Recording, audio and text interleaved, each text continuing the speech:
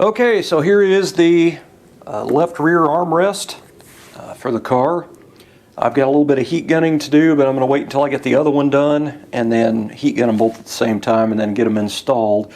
So this thing turned out pretty nice. Other than a couple little small wrinkles. I got a little bitty one right here in the corner, and then I've got a few little teeny tiny ones right here. I don't even think these are going to be visible when the back seat's in, but when I'm heat gunning that, I'll heat gun this too. But anyway, it turned out really good. It's not lumpy across the seam. It looks really nice. It turned out pretty good. Other than I need to clean the vinyl off. It feels like something's on it, but I'm sure it'll clean off. But anyway, I'm pretty happy with it. I got to finish the other one, and then I've got to finish one more front armrest. This one's done. I've got a good start on the rear side panel. I've got that one done, which I done like a year ago. This one I need to get the black Alante on and then get the trim put on, and then this piece will be ready to put in the car. I worked on these a little bit last night before I quit for the night. These had me pretty fired up. These are the little metal plates that go on the front seat, the front bench seat. It has a split back. It's so one side can fold forward or the other. These actually go right in between the two seat backs, like right in here. So you really don't see them unless the seat's folded forward. And originally they are upholstered. This is the second piece of Alante I cut out to try to recover these. And I am really struggling with these. These have really odd edges and corners on it. So when I was trying to get it wrapped around there, it had a big bunch up of little indents in the top from the vinyl being, basically when you pull it around, it's kind of overlapping each little section. And you got to pretty much pie cut it because there's too much material for them little bitty areas. So anyway, this is the second piece I cut out to use, and I gave up. I have decided I'm going to sand these down clean. I'm going to wipe these in filler, just a thin coat, go back and block them out because they are pitted. I had blasted these and primed them, but they are pitted. So I'm going to go back and block these out, and then when I primer my hood Sunday, I'm going to primer these pretty heavy and then sand them, and then I'm going to paint them. So these are just going to be painted trim pieces and put on the seat. Now this is the material, this is the Alante, and I am going to paint these the trim black that I used on my core support and inner fenders and a few other things on the car, and this is the reason right here. It almost has about the same sheen to it, so it's close enough, you know what I mean? And the only time you ever see it is when you fold one seat forward, so it doesn't matter to me. But to me, these are pretty high on the difficulty level. To make them perfect, I will say, I'm not going to have little wrinkly edges going up through there. Little bitty ripples is what it looked like when you looked at it from the side. So that is what I'm going to do. And I can tell you this, I spent an hour and a half trying to wrap one of those last night. So I can wipe these with filler and have them blocked out in probably about 10 minutes, both of them, and paint them. Probably put another 10 minutes in them, probably 15, say 30 minutes tops on those, painting them. I'll have that in trying to wrap those. So this way they won't have wrinkly edges and they'll look nice. So I'm gonna do it my way. Thanks for watching. Alright guys, I am getting closer. So I've got both rear armrests upholstered. I went ahead and I had them both in, but I just took this one out and put it back in the house to get it out of here for now. But that one over there, I went ahead and I'm trying to decide on my hardware that I'm going to use to fasten that to the car. And I think I figured out what I'm going to use. But anyway, I did put both rear armrests in and check the rear seat bottom only. Just fit it down in there, and I'm pretty happy with the fit. So anyway, talking about the hardware here, this is kind of what I come up with, and let me get what's stock in these things so you know. So you guys that's been following the channel know I'm a real, I like hardware. I'm into stainless steel hardware and different hardware than what would be original. So on those rear armrests, they take 3 Phillips screws at the front to hold the front end. It's got these tabs in the body, 3 of them right here, and they take a number 8 Phillips trim screw. And anyway, this is what would come stock. It's just a Phillips trim screw. It's called a trim screw. It's a countersink screw, but it has a trim washer on it that's pretty much hollow on the back. But when you buy them chrome, that's what they look like. They're kind of rough looking. They're not smooth, and the chrome job just is not very nice. They almost look like they're just zinc plated instead of chrome. But anyway, to me, that's what's stock, and it's boring to me. So what I did was I went to Lowe's a long time ago. These have been in my box over there, but you can buy just the trim washers, the trim screw washers, but these are stainless steel. So, you know, when you polish them up, they actually have a nice finish to them. They look good. And I was thinking I would probably just put some stainless steel countersink Phillips screws in there, but I tried these Allen head button head screws, and of course I buffed them on the buffing wheel as well. But I actually put that down in there, and I kind of like it. You can't tell that it's a pan head, you know, because these are designed for a countersink, but you can't really tell. So that's pretty much what it looks like on there. And when I tighten it down, it'll center it up, you know what I mean? But I like that better. It's more trick looking, I guess, is what I'm trying to say. So I think that's the hardware that I'm going to use to hold the armrests, and that's the front hardware. I'll probably go ahead and use just regular Phillips hardware at the back to screw the back in. But as far as the front, you see the 3 screws down the front. You will see those anyway. I have one started over there, but that's what I'm going to use. So the only thing left for me to do to where I can put the whole back of the car together inside, which is the back seat in and all that permanently, and get the window cranks on and the garnish moldings on, is finishing up this. So I'm going to go ahead and knock this out now, get this done, and I am hoping that in the next couple of hours I'll have all this assembled back here and the back half of the car interior will be done. So that's the plan. So I wanted to show this. This is the rear garnish moldings, and I put brand new felt strips on. And I did something here that I haven't done before, but I knew I needed to do it from the last time I did one of these. So when you put your felt strips on, they come with these stupid staples in the package, and you know, you're supposed to try to put staples in it, and it's such a pain in the butt to mess with, you know what I mean? So I have always just pop rivet them in there. I just drill an 1/8 inch hole in there, and I put 1/8 inch pop rivets in it, and it sucks it down in there to where, you know, that thing is way up in there.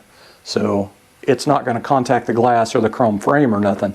But what I noticed on a car I had before, when I had painted the garnish molding, all of this down here was high gloss, and you could see, because this is ripply, look how ripply that is from the stamping process. So when that's shiny, you can see that through the window.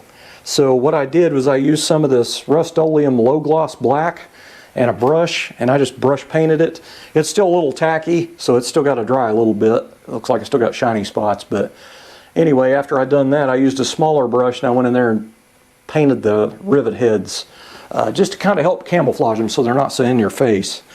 But anyway, so I got those done.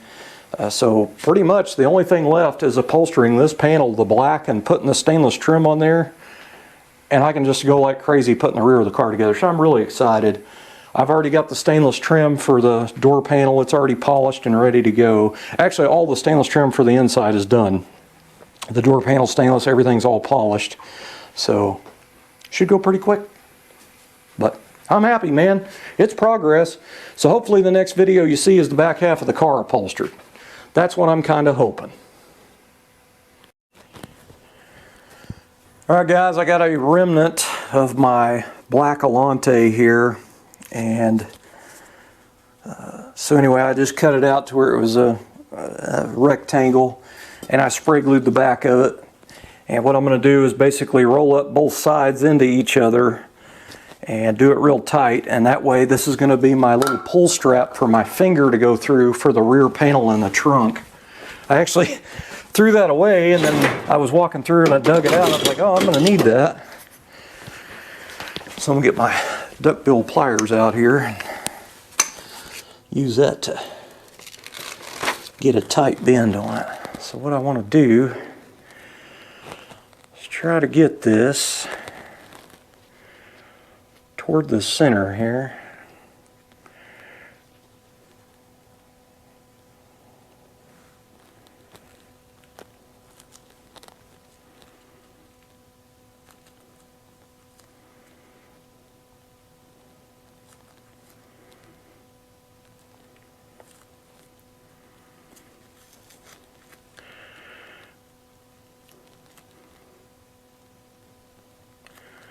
I don't have a sewing machine, so I've got to do some pretty redneck ways of doing stuff here to get this to work, but it'll work.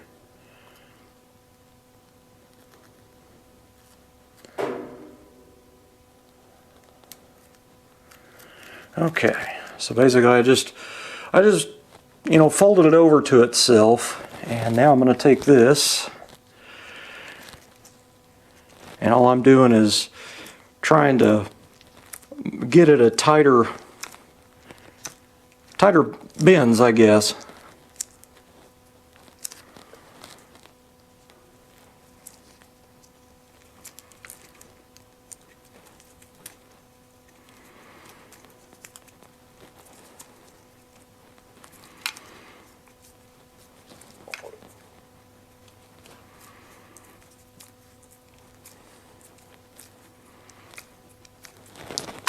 Okay, so that made it a super tight bend there. Oh, I'm bleeding. I don't know how that happened. So at this point, what I'll do is take this, and where it's folded, that'll be the inside, and I'll fold that over like that. And this will fold in behind that door I'm going to make in the rear trunk. So that'll be shaped like that, sticking out. This is what you'll see sticking out. So it has a nice edge. You can see it up inside and it looks okay. And I can stick my finger in there to pull the door in the trunk. So it's just a little strap is all it is. And, you know, no sewing machine to stitch that up. So I think it looks just fine. I just did it. Good enough for me, I should say. Okay, so when I quit last night, before shower and bedtime, I got the back half of the car put together, which I think I'm probably going to have to pull the seats back out, the rear and the front of the back seat, because I'm seeing I put some kill mat last night on my wheel tubs, and just the inner part of the wheel tubs under there, and then a few more spots that weren't covered from the Dynamat. So I went ahead and covered all that, but I can kind of see it in places when you look in between the seats, like back there where this panel's not fully out. So I'm going to pull the back seat out, and I'm going to try to bend this out a little bit because it is just lopped off metal back there.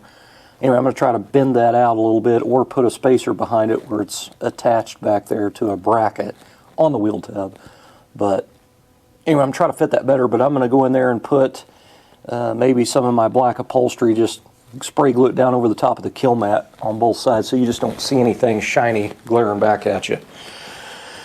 So more work, but it's not a super big amount of work. You know, that back seat just pops right out of there. It's not a big deal, but anyway, I'm pretty excited. I got the garnish moldings on and everything. It looks awesome. So what I'm getting ready to do now is I've got my custom made these are actually going to be two-tone dividers for my garnish moldings, and I made these out of a pretty rough set of paint dividers. I had one that was really creased, and I had another one that had pretty big dents in it. So I chopped off the top up here and reshaped them. And you know, they got a bead in them. They're really tough to do. I spent several hours making those to get that tight of a radius to fit those garnish moldings. Now, if you've been following the channel long enough, I talked about I'm going to two-tone the car later. The upper section of the quarters, the rear, and the roof will be a different color, but I'm going to get tired of the black first, so no telling how long that'll be. You You know, when you paint cars, you can paint cars at any time. So when you get tired of something, you paint it. You know what I mean? So we'll just call this phase 1 right now, but probably in the next year or two, I'll probably be two-toning it. Anyway, that is one installed. So when I two-tone the car, this rear section of the garnish molding will be two-toned to match the quarter. Generally, from factory, this is garnish molding is just painted one solid color. But anyway, when you look at it from up here, you can see the paint divider coming up, the stainless trim to the belt line molding, and it's a continuance all the way over and back. So I think that is pretty awesome. I have never seen that done before.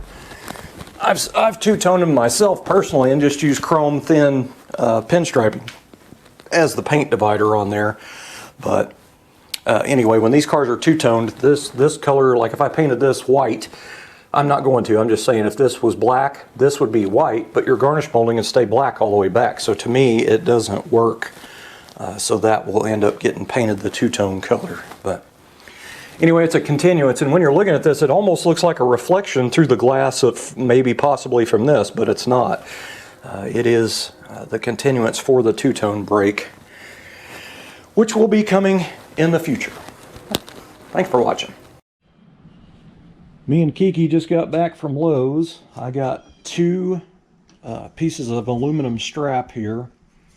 And I got aluminum because it's lightweight, but I don't have to paint it. You know what I mean? Also got some rivets. I got a couple of things of thin plastic, so I'm going to be going back and touching up some areas with the sandpaper and a buffer on the car. So when I'm buffing it, I don't want to sling compound down in the cracks and crevices of the car. So I got some plastic where I can mask off a lot of it. I need some new blades for my tent knife, and I don't know what size they are.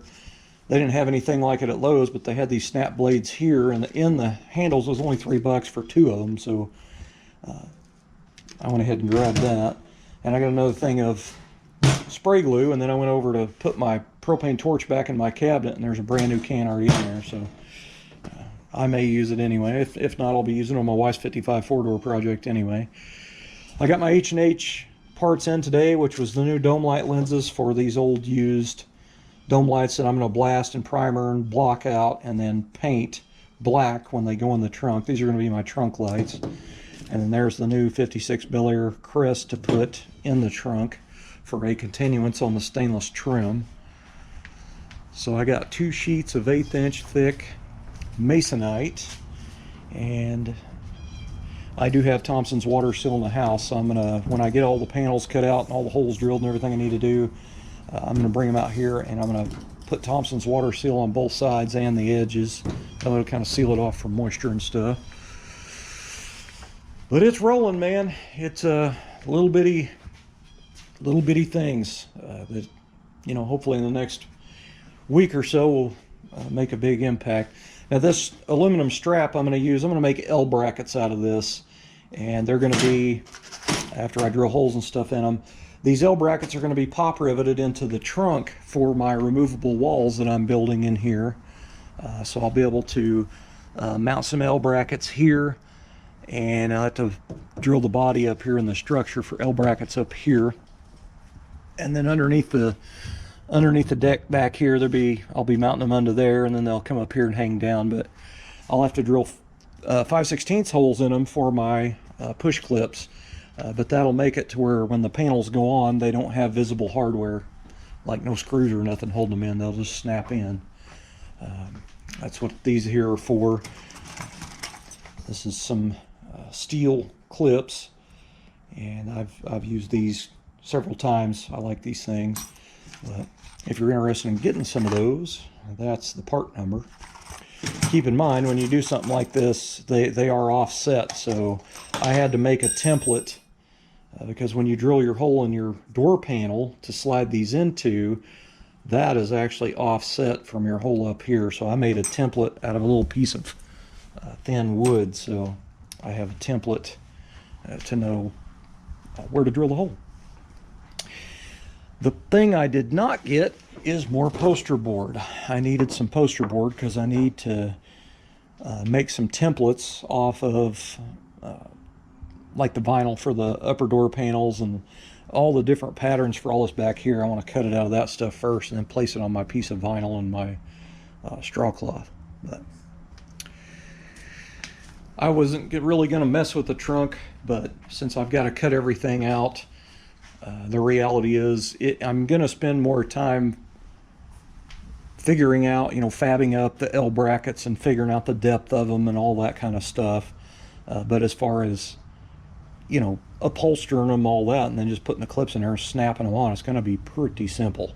The hardest part's just going to get it all fabbed up to where it fits in there, because I want the things to fit nice. I want those panels to fit that body really good. So that's why I wanted the poster board, because I can really, dial it in. So I'm going to blast these dome lights today.